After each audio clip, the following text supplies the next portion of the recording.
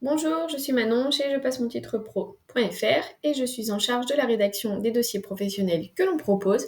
On va rédiger aujourd'hui le dossier professionnel du technicien en électronique de montage, de contrôle et de maintenance. Alors tout d'abord, il va falloir récupérer la matrice vierge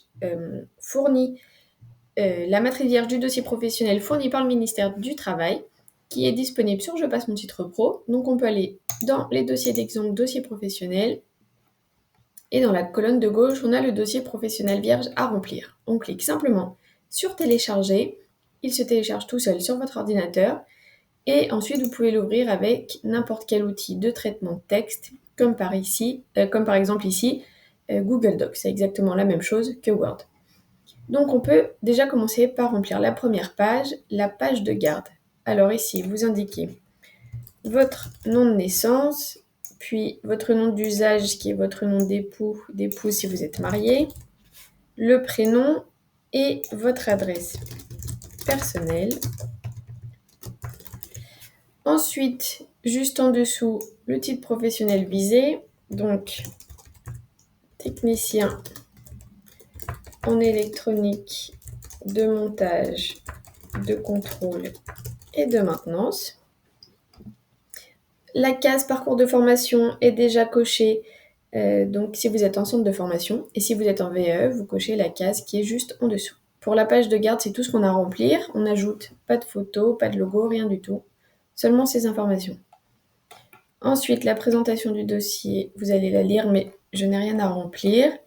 Et on arrive au sommaire. Donc pour remplir le sommaire, il faut écrire des intitulés d'activités et d'exemples. Et pour remplir cette partie, on va se servir du REAC, du référentiel des activités du titre professionnel. Alors on peut aller rechercher ce document sur Je passe mon titre pro. On va chercher notre titre professionnel, donc TEMCM, qui est l'acronyme de technicien en électronique de montage, de contrôle et de maintenance. Je vais sur la page du titre professionnel et dans la colonne de gauche, je retrouve dans les documents le référentiel des activités, le REAC.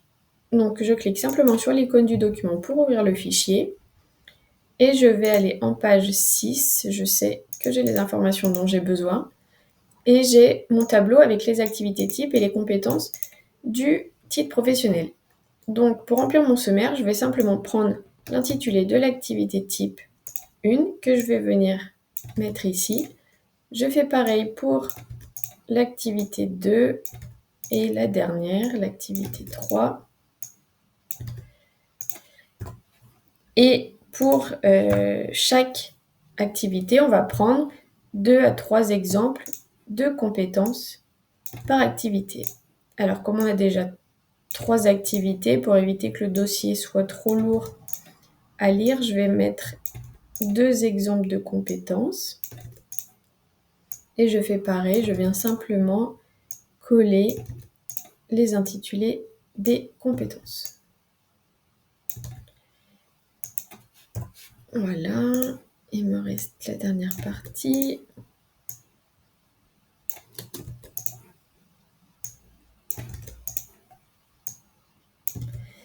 Voilà, donc là pour les lignes qu'on n'a pas remplies, on va pouvoir les enlever parce que ça rend mon sommaire pas très lisible. Donc je fais simplement un clic droit sur la ligne que je veux supprimer la ligne. Je fais pareil pour les autres et comme j'ai pas d'activité 4, je vais aussi pouvoir enlever ces lignes-là. Comme ça maintenant, mon sommaire, voilà, il est très propre et lisible. La suite, ce sont les exemples de pratiques professionnelles. Donc là, on va pouvoir remettre l'intitulé de l'activité type 1 et pareil pour l'exemple numéro 1.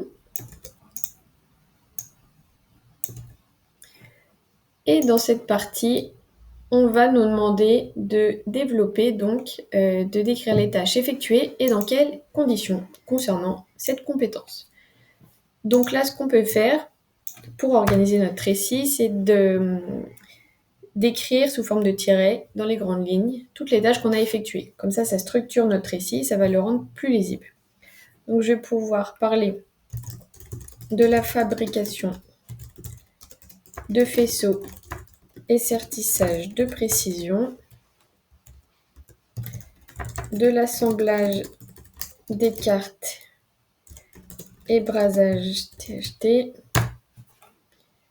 Ensuite, montage mécanique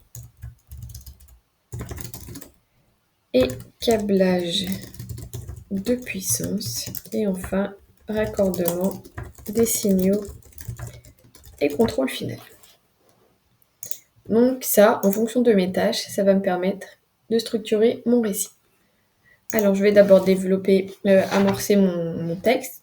Donc, j'explique que je prends mon poste à l'atelier pour assembler des sous-ensembles électroniques.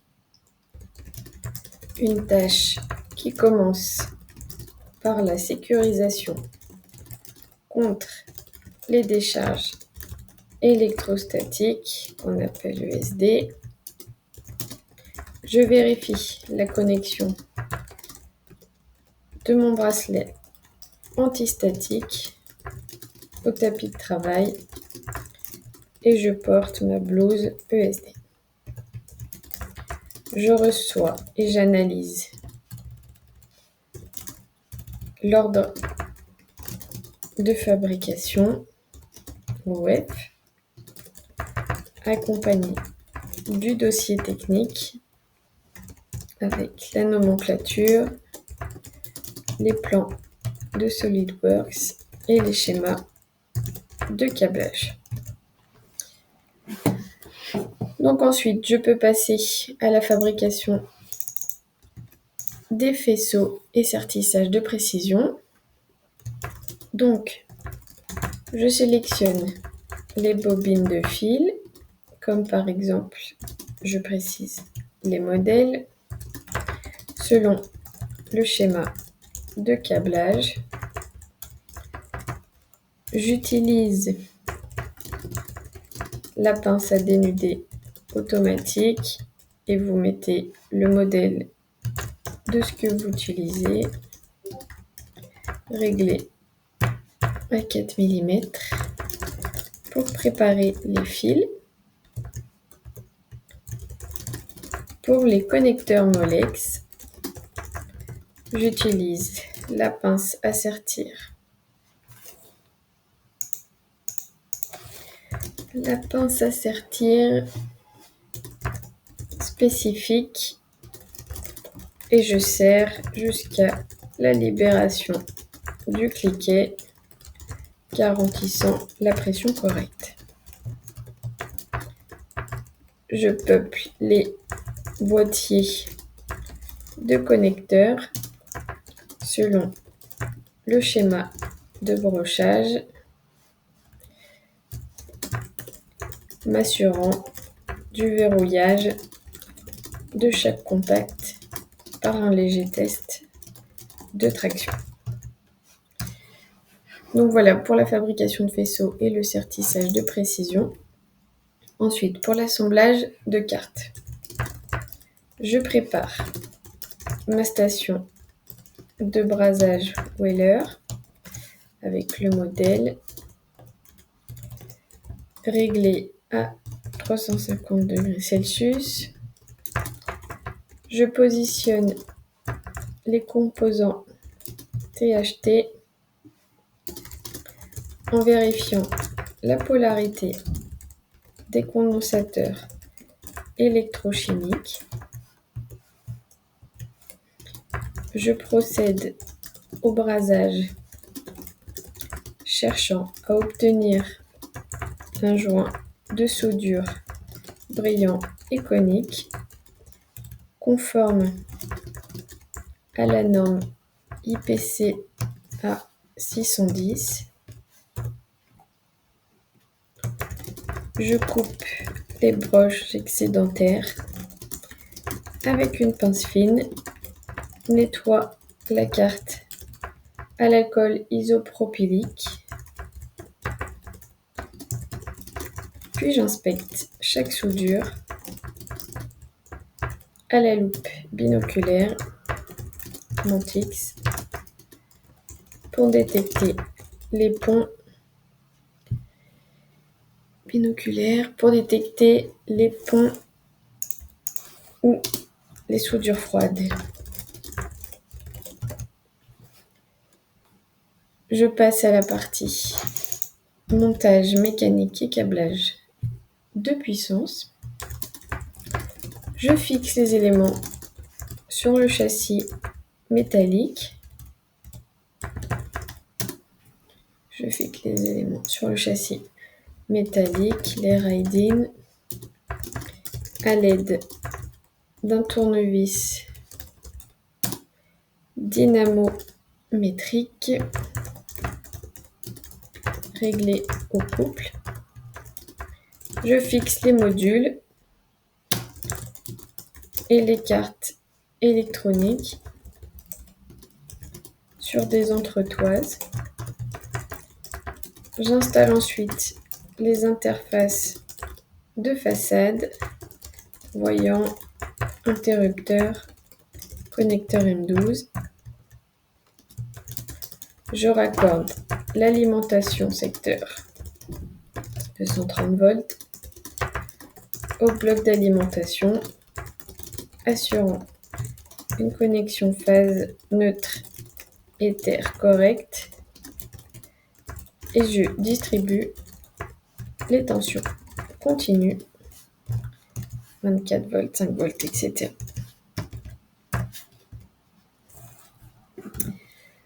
Et ensuite, pour le raccordement des signaux et contrôle final, j'installe les faisceaux fabriqués en utilisant les goulottes de câblage. Je veille à séparer physiquement les câbles de puissance des câbles de signaux faibles pour éviter les perturbations électromagnétiques. Je maintiens les taurons avec des colliers de serrage type tie wraps. Je réalise un test de continuité et d'isolement avec le multimètre Fluke 115 pour vérifier le brochage et l'absence de court-circuit. J'étiquette le faisceau avec l'étiqueteuse Brady BMP 21+. Je coche chaque fil connecté sur le schéma, puis je remplis la fiche suiveuse de l'OF pour le contrôle final.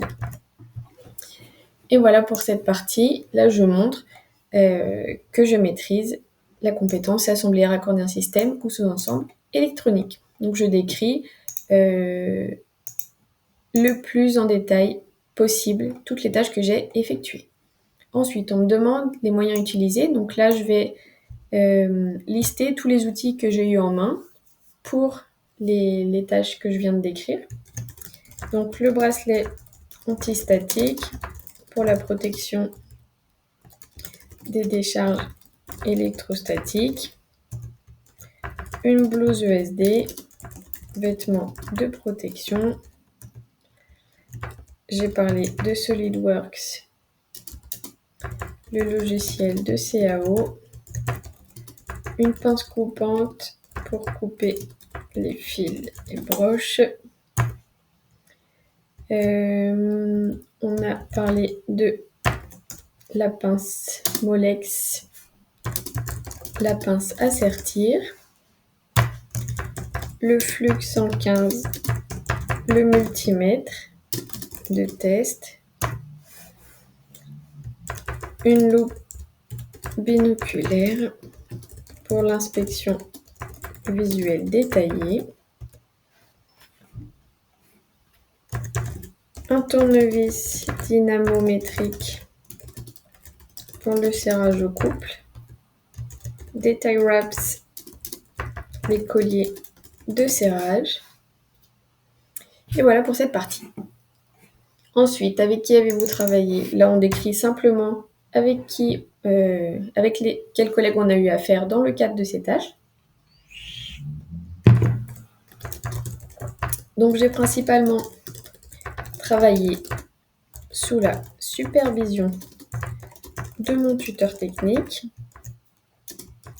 Je devais interagir avec le magasinier pour réceptionner les kits de composants et signaler toute non-conformité par rapport à la nomenclature. Enfin, je transmettais le sous-ensemble finalisé à mes collègues du service de contrôle qui prenaient le relais pour les tests fonctionnels.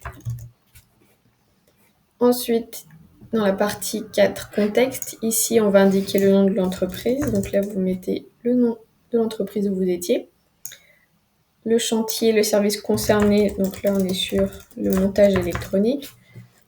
Et la période d'exercice, ici vous mettez bien sûr les dates durant lesquelles vous étiez en entreprise. Et enfin, dans les informations complémentaires, je pourrais rajouter quelque chose comme le respect rigoureux du dossier technique, de la préparation des câbles jusqu'au raccordement final m'a permis d'assurer l'assemblage opérationnel du sous-ensemble. J'ai appris que la précision de chaque geste, comme le sertissage ou le serrage au couple, est ce qui garantit la fiabilité et la sécurité du montage. Ce travail méthodique aboutit à un système prêt pour les tests de mise en service. Et voilà, là vous avez terminé de remplir la première partie pour la première compétence. Ensuite, vous pourrez passer toujours à l'activité type 1, mais à l'exemple 2, et répéter le processus pour toutes les parties du sommaire, bien sûr en respectant l'ordre du sommaire. Et une fois que vous aurez rempli tout ça, on doit remplir cette partie, titre et diplôme. Donc là, c'est tous les diplômes que vous avez déjà, même s'ils n'ont absolument aucun lien avec le titre professionnel visé. Alors ça pourrait être par exemple un baccalauréat avec le lycée où vous l'avez eu et une date d'obtention. Et comme pour le sommaire, toutes les lignes qu'on n'a pas utilisées, je peux les supprimer. Donc voilà pour cette partie. Ensuite, dans cette déclaration sur l'honneur, vous avez simplement indiqué votre nom, prénom, une ville et une date. Donc on est le 28. Voilà, on enlève les parenthèses si ça s'applique à vous. Et ensuite, une fois que le dossier professionnel sera imprimé, vous allez pouvoir le signer ici. Pour cette partie, c'est tout. Et la dernière partie, ce sont les annexes. Donc dans le tableau, on va mettre le nom des annexes et juste après, on va venir mettre les photos qu'on souhaite montrer. Alors on a utilisé la station de soudage boiler. Donc je vais pouvoir venir mettre une photo ici. Et juste en dessous, je peux mettre en légende station de soudage boiler et je mets le modèle. Je reprends le nom, enfin l'intitulé de ma légende et je viens indiquer ici en annexe 1, station de soudage. Je prépare ma ligne du dessous pour l'annexe 2. Et par exemple, alors je ne l'ai pas évoqué cette fois, mais dans les compétences suivantes, on a utilisé un oscilloscope. Donc je vais venir mettre des photos de l'oscilloscope que j'ai utilisé. Et je précise, utilisation de l'oscilloscope Keysight. Je fais attention de l'écrire de la même manière que précédemment. Et je reprends l'intitulé que je viens mettre ici. Et voilà, et à présent, vous avez terminé de remplir votre dossier professionnel. Donc vous aurez d'autres annexes parce que votre dossier professionnel sera entièrement rempli. Et vous avez compris le principe. Si maintenant vous avez toujours besoin d'aide, chez Je passe mon titre pro, on fournit un modèle de dossier professionnel qui est complet et vous pouvez le retrouver directement sur la page du titre professionnel, juste ici. Donc simplement en cliquant sur Acheter, après un paiement de 5,90 €, vous allez le recevoir instantanément, quasiment, sur votre boîte mail directement. Voilà, j'espère avoir pu vous aider, je vous souhaite bon courage pour la rédaction et je vous dis à bientôt, merci.